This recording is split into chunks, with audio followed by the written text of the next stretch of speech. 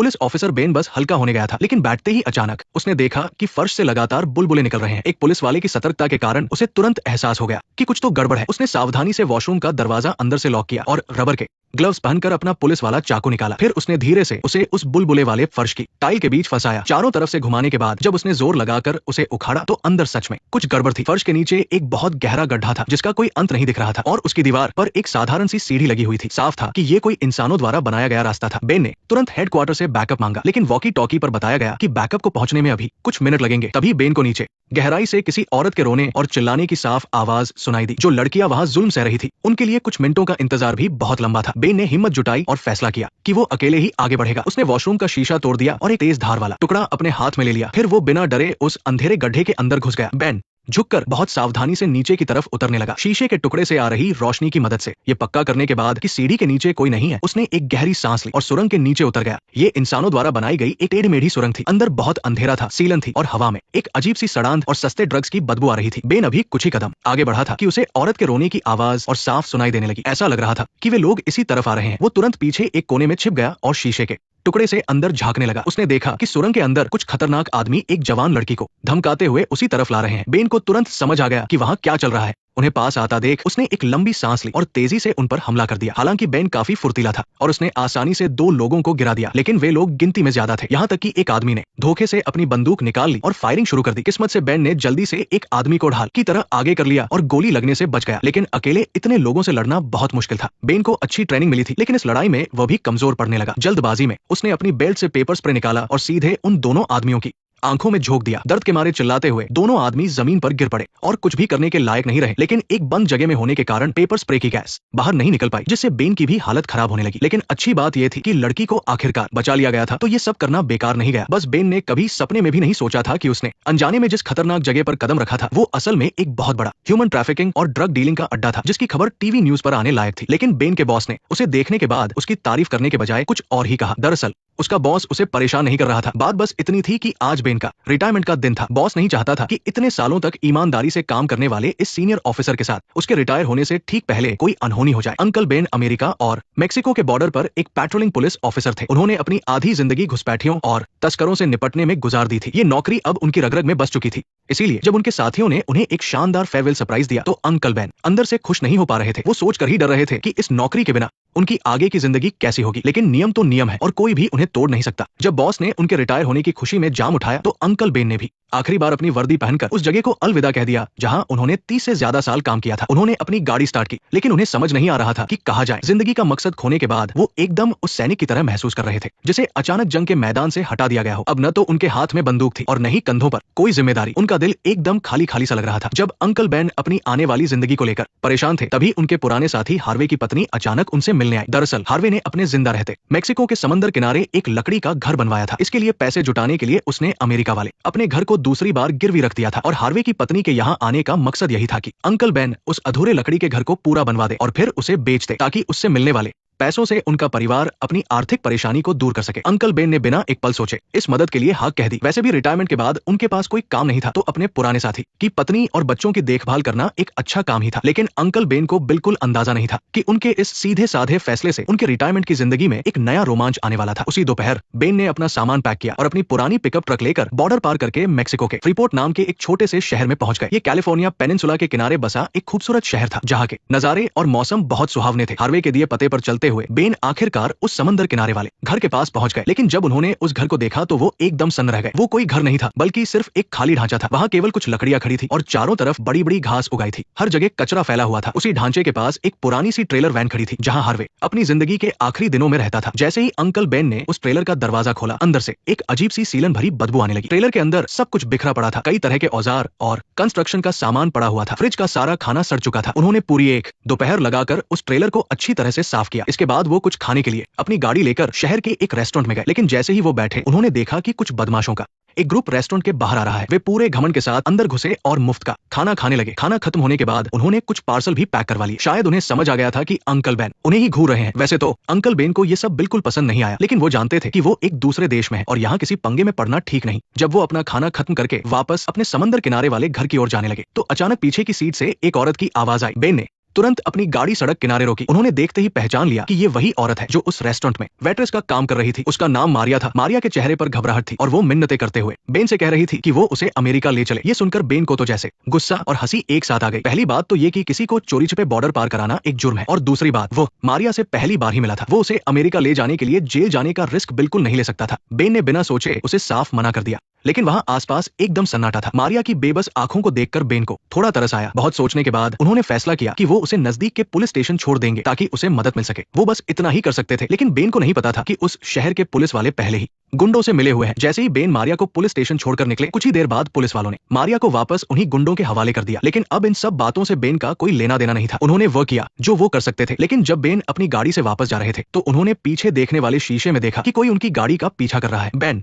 को तुरंत एहसास हो गया कि कुछ बहुत बुरा होने वाला है। उनके पीछे 2 पिकअप ट्रक आ रहे थे जिनमें हथियारों से लैस गुंडे बैठे हुए थे। वो पूरी रफ्तार से उन्हीं की तरफ आ रहे थे और उनके इरादे बिल्कुल भी ठीक नहीं लग रहे थे। अरे तुम क्या करना चाहते हो? तुम ये क्या कर रहे हो? शांत हो जाओ, रिलैक्स रिलैक्स। आगे की सीट पर बैठा आदमी और कोई नहीं बल्कि वही खतरनाक गैंग का लीडर दांते था, जिसके बारे में मारिया ने बताया था। और वो यहाँ बेन को जान से मारने नहीं आया था, बल्कि सिर्फ एक चेतावनी देने आया था कि वह उसकी गर्लफ्रेंड मारिया से दूर रहे, वरना इसके अंजाम बहुत बुरे होंगे। बेन ने ये सुनकर सिर हिला दिया, क्योंकि वो खुद भी मारिया के साथ किसी मामले में नहीं पड़ना चाहता था। तो जाहिर है कि वह किसी के पचड़े में टांग नहीं अड़ाएगा। अपना काम पूरा होने के बाद दांते अपने गुंडों के साथ वहां से गाड़ी लेकर चला गया। इस घटना के बाद अंकल बेन ने पक्का कर लिया था कि वो अब दूसरों के मामलों में बिल्कुल दखल नहीं देंगे। अगले कुछ दिनों तक अंकल बेन अपना पूरा ध्यान उस लकड़ी के घर को बनाने में लगाते रहे। अभी उन्हें शांति से रहते कुछ ही दिन बीते थे कि मारिया अचानक फिर से उनके दरवाजे पर आ पहुंची। अंकल बेन चाहते थे कि दरवाजा खोलकर उसे वहां से भगा दे, लेकिन मारिया के चेहरे पर चोट के निशान और आंखों में बेबसी देखकर अंकल बेन का सख्त दिल एक बार फिर से पिघल गया। वो समझ गए थे कि अब वो हाथ पर हाथ धरे नहीं बैठ सकते, वरना दांते मारिया को जिंदा मार डालेगा। उन्होंने पहले मारिया को ट्रेलर में सुरक्षित छुपाया और फिर अमेरिका के इमिग्रेशन डिपार्टमेंट में काम करने वाले अपने एक दोस्त को फोन लगाया। वो चाहते थे कि मारिया को अमेरिका में रहने के लिए शरण मिल जाए, लेकिन इससे पहले कि वो पूरी बात समझा पाते, उन्होंने देखा कि दूर से एक पिकअप ट्रक तेजी से उन्हीं की तरफ आ रहा है। अंकल बेन ने तुरंत अलमारी से अपनी पिस्तौल निकाली और मारिया को वही छुपने के लिए कहकर खुद अकेले ही ट्रेलर से बाहर आ गए। वो आदमी दांते का ही एक गुंडा था। हालांकि उसने अंकल बेन के हाथ में बंदूक देख ली थी, फिर भी वो बिल्कुल नहीं घबराया।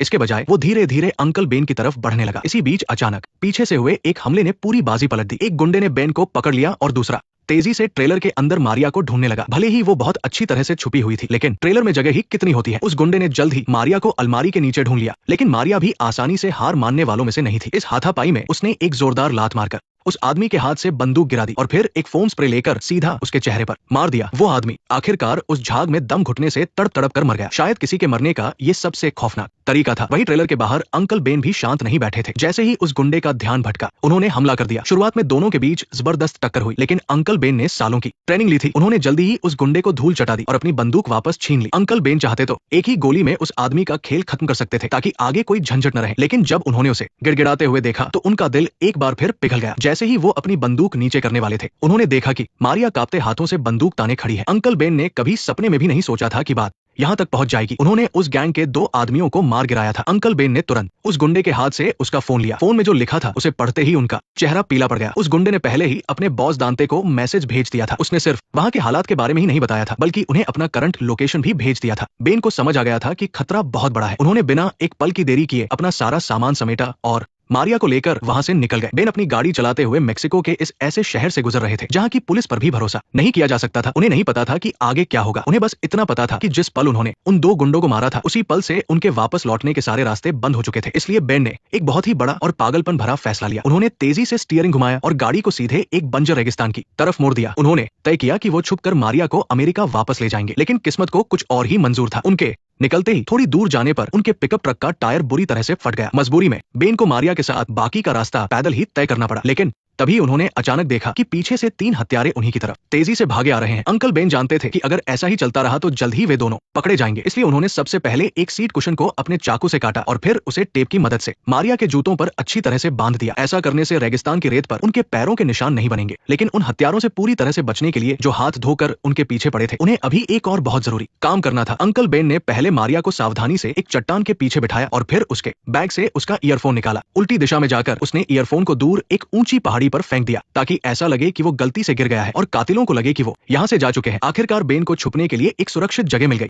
जल्द ही बाइक पर सवार 3 कातिल वहां पहुंच गए। बाइक से उतरते ही वो उन दोनों को ढूंढने लगे। अच्छी खबर ये थी कि कातिलों ने बेन को नहीं देखा, लेकिन बुरी खबर ये थी कि उनमें से एक लेडी किलर ठीक उसी तरफ जा रही थी जहाँ मारिया छुपी थी। खुशकिस्मती से मारिया का शरीर छोटा था, इसलिए लेडी किलर एकदम पास होकर भी उसे चट्टान के पीछे नहीं देख पाई। और जैसा कि बेन ने सोचा था, कातिलों को जल्द ही वो जानबूझकर फेंका गया। ईयरफोन मिल गया। इसके बाद वो उसे ढूंढने उल्टी दिशा में चले गए। जब बेन को यकीन हो गया कि तीनों कातिल जा चुके हैं, तब जाकर उसने राहत की सांस ली। कातिलों को रोकने के लिए मारिया ने उनकी सारी बाइक्स की हवा निकाल दी, उनकी तेल की पाइप भी काट दी और जाते जाते उनकी पानी की बोतलें ले जाना नहीं भूली। बिना किसी गाड़ी के कातिलों के लिए अब उनका पीछा करना आसान नहीं था। भले ही वो अभी के लिए कातिलों से बच गए थे, लेकिन उनके सामने एक और मुसीबत थी। इस अंतहीन रेगिस्तान को पैदल पार करके अमेरिका पहुंचना नामुमकिन था।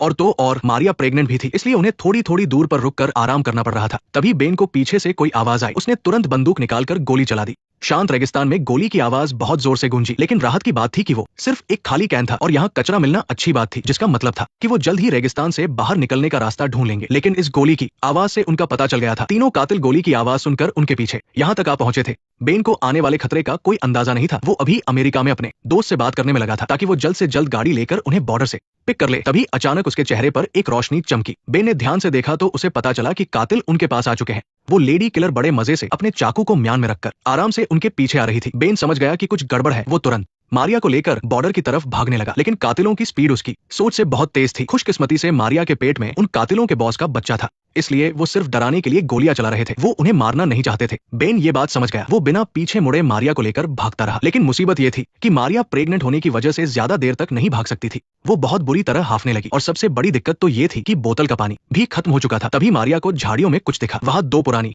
सड़ी हुई लाशें पड़ी थी। दोनों तुरंत समझ गए कि ये वो लोग थे जो रेगिस्तान पार करने आए थे और पानी न मिलने की वजह से यही प्यास से मर गए। ये नजारा देखकर उन्हें समझ आ गया कि अगर वो जल्द ही रेगिस्तान से बाहर नहीं निकले तो उनका हाल भी ऐसा ही होगा। लेकिन अभी मारिया को आराम की सख्त जरूरत थी। उन्हें नहीं पता था कि तीनों कातिल उनके एकदम करीब आ चुके हैं और धीरे धीरे उनके आराम करने वाली जगह की तरफ बढ़ रहे हैं। लेकिन सबसे आगे चल रही लेडी किलर को शक हो गया। उसने देखा कि बेन और मारिया एक ही जगह पर बिना हिले डुले बैठे हैं। ये बात कुछ अजीब थी। जब वो पास पहुंची तब उसे समझ आया कि बेन ने उन्हें फिर बेवकूफ बनाया है। बेन ने असल में उन दोनों लाशों को अपने और मारिया के कपड़े पहना दिए थे। जब तक कातिलों को ये बात समझ आती, बेन और मारिया अमेरिका मेक्सिको बॉर्डर पर पहुंच चुके थे। हालांकि बॉर्डर पर 2 मीटर ऊंची कंटीली तारों की बाड़ लगी थी, लेकिन बेन जो एक एक्स बॉर्डर पुलिस ऑफिसर था, पूरी तैयारी के साथ आया था। उसने अपना कटर निकाला और तारों को काटने लगा। अपनी आधी से ज्यादा जिंदगी में बेन पहली बार कोई गैर कानूनी काम कर रहा था, वो भी एक ऐसी अनजान औरत की मदद करने के लिए जिसे वो जानता तक नहीं था। तभी मारिया ने देखा कि कातिल उनकी तरफ आ रहे हैं। वो उम्मीद से कहीं ज्यादा तेज थे। बेन के पास तारों को जल्दी जल्दी काटने के सिवा कोई और रास्ता नहीं था। शुक्र है कि उसने तारों को जल्दी काटकर एक छेद बना लिया। बेन ने पहले मारिया को अंदर भेजा और खुद पीछे रह गया। कातिल उनके एकदम करीब आ चुके थे और जब बेन ने तार के अंदर जाने की कोशिश की तो वो अपने बड़े पेट की वजह से बीच में ही फंस गया।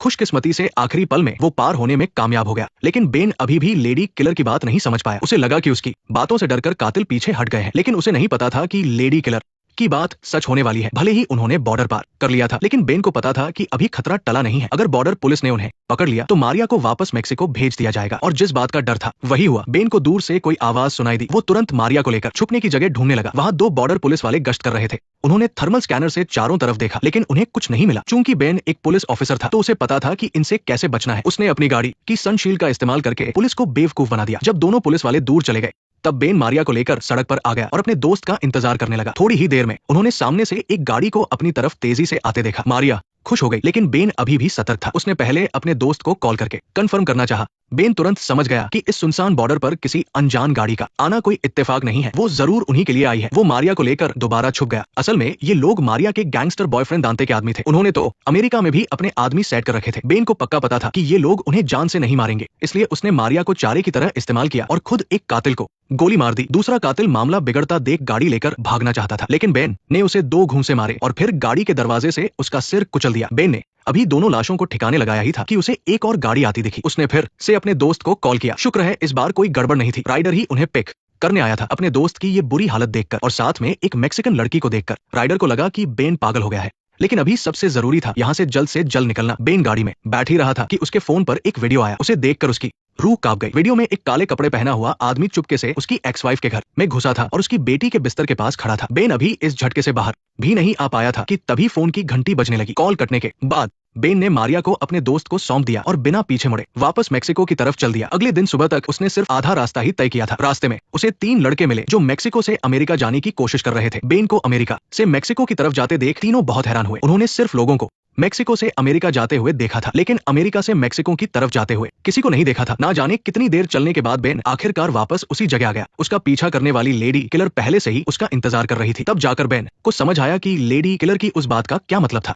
ये सब तो उनकी प्लानिंग का हिस्सा था। उनकी गाड़ी एक बुल रिंग सांड की लड़ाई के मैदान के सामने रुकी। बेन को उनका असली मकसद नहीं पता था। वो घबराते हुए लड़खड़ाते कदमों से बुल रिंग की तरफ चलने लगा। अंदर जाने से पहले कातिलों ने बेन का पर्स, फोन और बंदूक सब ले लिया। पूरी रात पैदल चलने की वजह से बेन का शरीर एकदम टूट चुका था, लेकिन सबसे ऊपर खड़ा वो आदमी चाहता था कि बेन चलकर उसके पास आए। अपनी बेटी की जान बचाने के लिए बेन के पास भारी कदमों से ऊपर चढ़ने के अलावा कोई और रास्ता नहीं था। उस आदमी का नाम हुबा था, जो गैंगस्टर दांते का चाचा और पूरे मेक्सिको के अंडरवर्ल्ड का बॉस था। हुबा ने सीधी बात की। उसने बेन के पीछे कातिल सिर्फ मारिया के लिए नहीं भेजे थे, बल्कि वो बेन की काबिलियत का टेस्ट लेना चाहता था, और वो इस टेस्ट से बहुत खुश था। अब वो बेन से एक काम करवाना चाहता था। काम होने के बाद वो उसकी बेटी को छोड़ देगा। दांते नीचे से अपने चाचा और अपनी बीवी बच्चे चुराने वाले बेन को डील करते हुए देख रहा था। वो गुस्से से पागल हो रहा था, लेकिन उसकी अपने चाचा के सामने कुछ बोलने की हिम्मत नहीं थी। बेन अभी भी नहीं जानता था कि हुबा उससे क्या काम करवाने वाला है, लेकिन उसे इतना यकीन था कि ये कुछ अच्छा काम तो बिल्कुल नहीं होगा। अपनी बेटी की जान के लिए उसे हामी भरनी पड़ी। लेकिन जब वो लकड़ी के छोटे घर में जाकर अगले ऑर्डर का इंतजार करने गया, तो नजारा देखकर हैरान रह गया।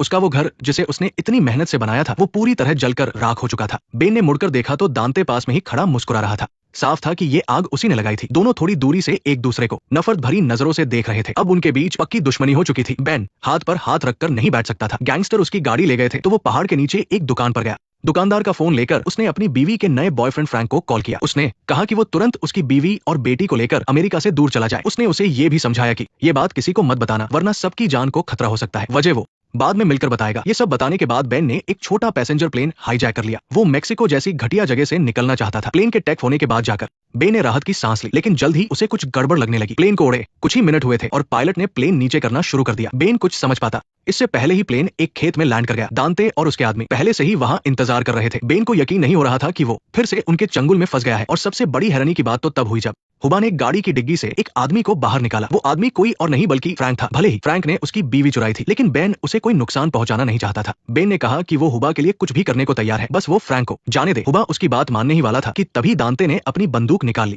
अब जाकर हुबा ने बेन को अपना असली काम बताया। उसे अमेरिका की एक हाई सिक्योरिटी जेल से उसके भाई निक को बचाना था, नहीं तो बेन की बीवी और बेटी का भी वही हाल होगा जो फ्रैंक का हुआ है। अब बेन के पास कोई और रास्ता नहीं बचा था। उसे हुबा की बात माननी पड़ी। ये मिशन बिल्कुल परफेक्ट होना चाहिए, इसलिए हुबा ने अपने आदमी हुजी को भी बेन के साथ भेज दिया। मिशन वाले दिन बेन ने जेल गार्ड की यूनिफॉर्म पहन ली और हुजी ने हथकड़ी पहनकर कैदी का नाटक किया, जिसे दूसरी जेल में ट्रांसफर किया जा रहा था। वो दोनों एकदम चौड़े होकर जेल के अंदर चले गए। बेन ने पहले से बनाए गए जाली कागजात दिखाकर ड्यूटी पर खड़े गार्ड को बेवकूफ बना दिया, तो आपने पहचान लिया कि वे किसे बचाने आए थे, लियो को। अंकल बेन तुरंत आगे बढ़े और उसे वहां से निकालने की कोशिश करने लगे। शुरुआत में सब कुछ ठीक लग रहा था, लेकिन जैसे ही वे जेल के दरवाजे से बाहर निकलने वाले थे, एक कैदी ने अंकल बेन को पहचान लिया। उसे न सिर्फ ये पता था कि अंकल बेन असली गार्ड नहीं है, बल्कि ये भी पता था कि वे बहुत पहले रिटायर हो चुके हैं। अपने चारों ओर कैदियों की भीड़ बढ़ती देख अंकल बेन समझ गए कि अगर वे और रुके तो उनकी पोल खुल जाएगी। घबराहट में उन्होंने तुरंत लियो से कहा कि वो उन्हें मुक्का मारे। ये तरकीब काम कर गई। गार्ड्स तुरंत अंदर आए और लियो को पकड़ लिया। अंकल बेन और ह्यूगो भी मौका देखकर वहां से भाग निकले, लेकिन इस हादसे की वजह से उनका बचाव प्लान पूरी तरह फेल हो गया। हालांकि अंकल बेन ने जल्द ही इसका एक हल निकाल लिया। जेल के नियमों के मुताबिक अगर कोई कैदी किसी अफसर पर हमला करता है तो उसे इमिग्रेशन डिपार्टमेंट भेज दिया जाता है। घर लौटने के बाद अंकल बेन ने जल्दी से ट्रांसफर का समय और रास्ता पता कर लिया। उन्होंने पुलिस वैन के रास्ते में उन्हें रोकने और लियो को बचाने का प्लान बनाया, लेकिन इसी प्लान ने उन्हें एक बड़ी मुसीबत में डाल दिया। ह्यूगो ने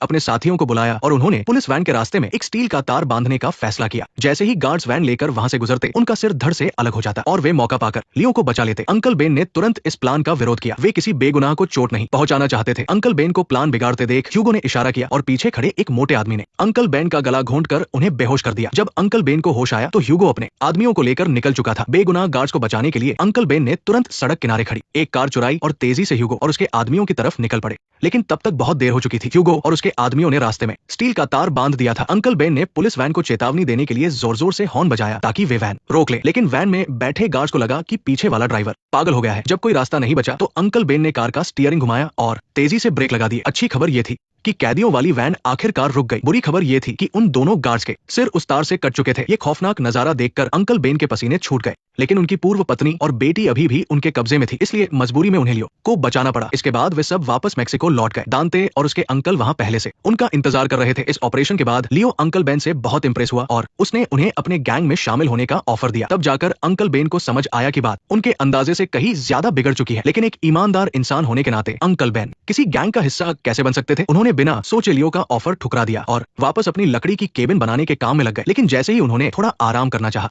उनके ट्रेलर का दरवाजा किसी ने खटखटाया। उनका एक पुराना दोस्त उनसे मिलने और ड्रिंक करने आया था। अंकल बेन अपने दोस्त को लेकर समंदर किनारे मछली पकड़ने चले गए। तभी लियो वहां आ पहुंचा। ये अमेरिकी स्टाइल में मछली पकड़ने का एकदम अलग ही तरीका था। ये नजारा देखकर दोनों दोस्त हैरान रह गए। आखिरकार उन्होंने इतनी मछलियां पकड़ी जितनी वे पिछले 6 महीने में भी नहीं पकड़ पाए थे। लेकिन जैसे ही उन्होंने खाना खाने के लिए बर्तन निकाले, ह्यूगो ने अपनी जेब से एक बंदूक निकाली और शराब की एक छोटी सी बोतल फोड़ दी। उसने उस आदमी को पूरी शराब पीने की धमकी दी। जब वो आदमी पूरी तरह नशे में धुत हो गया, तब उसने अपने आने का असली मकसद बताया। उसने अकेले ही एक बहुत बड़ा क्राइम एम्पायर खड़ा किया था, लेकिन एक हादसे की वजह से उसे जेल हो गई। और जब वो जेल से बाहर आया तो गैंग का नया बॉस बन चुका था। अब गैंग में उसके अपने बेटे का ओहदा भी उससे कहीं ज्यादा बड़ा हो चुका था। लियो अब अपने परिवार की पावर वापस पाना चाहता था। इसके लिए उसने हाल ही में डीलरों से बहुत सारे हथियार खरीदे थे। उसने एक पुलिस वाले को ये हथियार मेक्सिको लाने का काम सौंपा था, लेकिन रास्ते में कुछ गड़बड़ हो गई। वो पुलिस वाला अभी भी लापता था और वे सारे हथियार भी गायब हो गए थे। और वो पुलिस वाला कोई और नहीं, अंकल बेन का पुराना साथी हार्वे था। ये सुनकर अंकल बेन को अपने कानों पर यकीन नहीं हुआ। उन्हें हमेशा लगता था कि बॉर्डर पेट्रोलिंग के दौरान ड्रग डीलर्स ने हार्वे को मार दिया था और वो एक हीरो था। उन्होंने कभी सपने में भी नहीं सोचा था कि हार्वे मेक्सिको के गैंगस्टर से मिला हुआ था। लियो ने कहा कि वो अंकल बेन की काबिलियत की बहुत कदर करता है और वो चाहता है कि अंकल बेन उन हथियारों को ढूंढने में उसकी मदद करे। अगर अंकल बेन ने मना किया तो उनका हाल उसी लकड़ी के केबिन जैसा होगा। इतना कहते ही लियो ने अपनी बंदूक तान ली। ये देखकर अंकल बेन का दिल टूट गया। पहले लियो के बेटे ने उनके हाथों से बनाए गए केबिन को आग लगा दी थी और अब खुद गैंग का बॉस उनके नए बने केबिन को गोलियों से छलनी कर रहा था। अब तक मामला इतना बिगड़ चुका था कि अंकल बेन के पास कोई रास्ता नहीं था। खुद के लिए, अपनी पत्नी और बेटी के लिए उन्हें लियो की बात माननी ही पड़ी। उन हथियारों का पता लगाने के लिए अंकल बेन तुरंत अमेरिका लौट आए। फिर सामान समेटने के बहाने वो हार्वे के गैराज में गए। उन्हें पूरा यकीन था कि अगर हार्वे ने हथियारों की स्मगलिंग की थी तो उसके घर पर कुछ न कुछ सुराग जरूर मिलेगा। जल्द ही अंकल बेन को कोने में रखे एक बक्से में कुछ दिखा। उन्होंने तुरंत पहचान लिया कि वो एक एयर क्वालिटी मॉनिटर था। इस तरह की मशीनें सिर्फ वही लोग रखते हैं जो जमीन के नीचे सुरंग बनाते हैं, ताकि वे सुरंग के अंदर हवा की क्वालिटी चेक कर सके। तभी हार्वे की पत्नी ने अचानक एक बहुत अहम सवाल पूछा। ये सवाल सुनकर अंकल बेन के चेहरे पर परेशानी छा गई। उनकी सच बोलने की हिम्मत नहीं हुई। वो लकड़ी का केबिन न सिर्फ एक बार जलाया गया था, बल्कि गोलियों से उसे चकनाचूर भी कर दिया गया था। उन्होंने झूठ बोला कि हार्वे अपने जीते जी ज्यादा काम नहीं कर पाया था और उन्हें उसे पूरा करने में अभी कुछ समय लगेगा। इस बात से अंकल बेन का शक यकीन में बदल गया। अगर हार्वे ने इतने सारे कंस्ट्रक्शन के सामान मंगवाए थे और वे केबिन में इस्तेमाल नहीं हुए, तो इसका मतलब साफ था हार्वे कहीं और छुपकर एक सुरंग बना रहा था और वे गायब हुए हथियार जरूर उसी सुरंग में छुपे होंगे। जब रात को सब सो गए तो अंकल बेन चुपके से वापस उस गैराज में गए ताकि सुरंग से जुड़ा कोई सुराग ढूंढ सके। काफी ढूंढने के बाद उन्हें सच में एक नक्शा मिल गया। उस नक्शे पर अमेरिका और मेक्सिको के बॉर्डर के पास की एक जगह साफ तौर पर मार्क की गई थी। अंकल बेन ने तुरंत अपने फोन से उस नक्शे की फोटो खींच ली। उन्हें पूरा यकीन था कि अगर सुरंग मिल गई तो गायब हुए हथियार भी मिल जाएंगे। लेकिन अंकल बेन को ये नहीं पता था कि पास ही में खड़ा ह्यूगो लगातार उन पर नजर रखे हुए था। वो उनकी हर एक हरकत की खबर सीधा मेक्सिको में बैठे दांते को दे रहा था। इस सबसे बेखबर अंकल बेन उस नक्शे के सहारे एक पुरानी वीरान इमारत तक पहुंच गए। उनके हाथ में एक धुंधली सी टॉर्च थी और वे बहुत सावधानी से अंदर गए। अच्छी तरह छानबीन करने के बाद उन्हें सच में एक कोने में कुछ कंस्ट्रक्शन का सामान मिला। ऐसा लग रहा था कि वे बिल्कुल सही जगह पर आ गए हैं। तभी पास खड़ी एक पुरानी बस पर उनकी नजर पड़ी। अंकल बेन तुरंत उस बस के अंदर गए और धीरे धीरे आगे बढ़े। अचानक उन्हें जमीन के नीचे कुछ खाली सा महसूस हुआ। उन्होंने तुरंत अपने पैर से जोर से जमीन पर मारा और समझ गए कि फर्श के नीचे कुछ है। उन्होंने जल्दी से फर्श का ढक्कन हटाया। ये पक्का हार्वे की खोदी हुई सुरंग थी। अंकल बेन बिना झिझके उस सुरंग के अंदर कूद गए। अंदर एक ठंडी हवा चल रही थी जिसमें लोहे के जंग और बारूद की बदबू आ रही थी। वो रास्ता इतना तंग था कि एक बार में सिर्फ एक ही इंसान झुककर गुजर सकता था। कुछ ही देर में अंकल बेन को कुछ दिखा। जमीन पर बहुत सारी खाली गोलियां पड़ी थी। ऐसा लग रहा था कि यहाँ पहले एक जबरदस्त गोलीबारी हुई थी। अंकल बेन सुरंग में और आगे बढ़ते गए, लेकिन आगे का रास्ता एक लोहे के दरवाजे ने रोक रखा था। उन्होंने अपनी पूरी ताकत लगाकर उसे खींचा, लेकिन वो दरवाजा टस से मस नहीं हुआ। जैसे ही अंकल बेन वहां से निकलने वाले थे, पास में पड़े मिट्टी से सने एक प्लास्टिक बैग पर उनकी नजर पड़ी। जिज्ञासा में अंकल बेन ने टॉर्च की रोशनी में मिट्टी हटाई, लेकिन जैसे ही उन्होंने उस बैग को बाहर निकाला, उनके रोंगटे खड़े हो गए। उस बैग के अंदर उनके पुराने दोस्त हार्वे का कटा हुआ सिर था। ये देखकर अंकल बेन इतने डर गए कि उनकी हालत खराब हो गई। वे डर के मारे सुरंग से बाहर भागे, लेकिन जैसे ही उन्होंने अपना सिर बाहर निकाला, किसी ने उनके सिर पर बंदूक तान दी। वो आदमी कोई और नहीं, वही दाढ़ी वाला ह्यूगो था जो उनका पीछा कर रहा था, यानी दांते का आदमी। कुछ ही देर में अंकल बेन को दांते के सामने लाया गया, क्योंकि लियो ने सख्त हिदायत दी थी कि स्मगलिंग वाली बात किसी को नहीं पता चलनी चाहिए। इसलिए अंकल बेन को झूठ बोलना पड़ा कि वे बस अपने दोस्त हार्वे की मौत की जांच करने आए थे। सिर पर तनी बंदूक देखकर अंकल बेन समझ गए कि वे अब और सच नहीं छिपा सकते। उन्होंने हथियारों की जांच के बारे में सब कुछ सच सच बता दिया। जब दांते को वो सारी जानकारी मिल गई जो वो चाहता था, तो उसने अंकल बेन को नुकसान नहीं पहुंचाया। इसके बजाय उसने उन्हें जाने दिया। आखिर अंकल बेन सिर्फ दांते के पिता के भरोसेमंद नहीं थे, बल्कि पूरे गैंग के बॉस भी उनकी इज्जत करते थे। लेकिन हथियारों के इस तरह गायब होने की वजह से दांते को इस मामले की गंभीरता का एहसास हो गया था। ऐसा लग रहा था कि उनके परिवार में कोई बहुत बड़ी मुसीबत आने वाली है। वो तुरंत अपने पिता लियो से बात करने गया, क्योंकि दांते की नजरों में उसके अंकल ह्यूगो ही पूरे परिवार के असली मुखिया थे। उसने पहले ही अपने अंकल का साथ देने का मन बना लिया था। असल में लियो और दांते के बीच पिता बेटे वाले रिश्ते कुछ खास अच्छे नहीं थे। दांते को लगता था कि उसके पिता उसकी परवाह अपनी उस प्यारी घोड़ी से भी कम करते हैं। हथियारों की स्मगलिंग के बारे में पूछे जाने पर लियो ने चुप रहना ही बेहतर समझा। वो जानता था कि अगर उसने ये बात मान ली तो उसके और उसके भाई ह्यूगो के बीच पक्की दुश्मनी हो जाएगी। हालांकि लियो ने सीधा जवाब नहीं दिया, लेकिन दांते को उनके चेहरे से ही जवाब मिल गया। वहीं दूसरी तरफ उन हथियारों का पता लगाने के लिए अंकल बेन वापस अपने पुराने ऑफिस गए ताकि कुछ और सुराग मिल सके। लेकिन उन्होंने कभी सपने में भी नहीं सोचा था कि ऑफिस में कदम रखते ही होमलैंड सिक्योरिटी वाले उन्हें रंगे हाथों पकड़ लेंगे। हालांकि अंकल बेन को सीधा जेल नहीं भेजा गया, उन्हें एक मीटिंग रूम में ले जाया गया। इसके बाद महिला एजेंट हॉली वहां आई। असल में होमलैंड सिक्योरिटी बहुत पहले से अंकल बेन के खिलाफ सबूत इकट्ठा कर रही थी। शुरुआत से ही जब उन्होंने अमेरिका मेक्सिको बॉर्डर पर उन 3 हिटमैन को मारा था और उसके बाद नकली गार्ड बनकर कार्टेल के एक खास आदमी को बचाया था, इन सब की वजह से 2 बेगुनाह गार्ड्स की जान भी चली गई थी। और सबसे अहम बात तो ये थी कि बॉर्डर पर मारे गए उन 3 लोगों में से एक होमलैंड सिक्योरिटी का खबरी था। इतने पक्के सबूतों के सामने अंकल बेन कुछ नहीं बोल पाए। हॉली ने साफ कह दिया कि अंकल बेन के गुनाह इतने बड़े हैं कि उन्हें 100 साल तक जेल में रखा जा सकता है। लेकिन अंकल बेन ने तुरंत अपने लिए एक रास्ता निकाल लिया। उन्होंने कहा कि अगर आपके पास एक केस है तो इसका मतलब है कि आप उस पर काम कर रहे हैं और आपको एक नए इन्वेस्टिगेटर की जरूरत है। अपना भरोसा और अपनी वफादारी साबित करने के लिए अंकल बेन ने मेक्सिको के गैंगस्टर्स के बारे में अपनी सारी जानकारी एजेंसी को दे दी। उन्होंने लियो के हथियारों की स्मगलिंग वाली बात भी उन्हें बता दी, और ये ऐसी जानकारी थी जो हॉली को पहले से बिल्कुल नहीं पता थी। होमलैंड सिक्योरिटी काफी सालों से मेक्सिको के इन कार्टेल्स पर नजर रखे हुए थी, लेकिन ये गैंग बहुत ही चालाकी और सावधानी से काम करता था। इतने सालों में पुलिस को उनके खिलाफ कोई पक्का सबूत नहीं मिल पाया था, इसलिए हॉली और एजेंसी ने अंकल बेन का प्रपोजल मान लिया। इस तरह वे होमलैंड सिक्योरिटी के एक अंडरकवर एजेंट बन गए। आखिरकार अंकल बेन का सबसे बड़ा फैसला सामने आ ही गया। वे जो हमेशा कानून की रक्षा करते थे, अब उसी कानून को तोड़ने वाले बन गए थे। लेकिन अंत में उन्होंने अपने तरीके से दोबारा कानून का साथ देने का फैसला किया। एक अंडरकवर मिशन का दाव खेलकर वे अपने गुनाहों की माफी मांगना और अपनी जिंदगी भर की उस बॉर्डर लाइन की रक्षा करना चाहते थे। कई लोग कहते हैं कि बेन का ये फैसला एक डरपोक इंसान का खुद को बचाने का तरीका था, लेकिन असल में अंकल बेन का ये फैसला उनकी जिंदगी का सबसे हिम्मत वाला कदम था। वे चाहते तो लियो के भरोसे का फायदा उठाकर गैंग में ही रह सकते थे और अपनी काबिलियत से ढेर सारा पैसा कमा सकते थे। वे चाहते तो कहीं जाकर अपनी फैमिली के साथ चुपचाप पूरी जिंदगी आराम से बिता सकते थे, लेकिन उन्होंने ऐसा नहीं किया। उन्होंने सबसे खतरनाक रास्ता चुना, एक ऐसा रास्ता जहां मौत सामने थी, क्योंकि उनके दिल में जिन उसूलों को उन्होंने सालों तक माना था वे कभी खत्म नहीं हुए थे। तो दोस्तों, आज की वीडियो में बस इतना ही। मैं हूं आपका दोस्त ईगल। मिलते हैं अगली वीडियो में।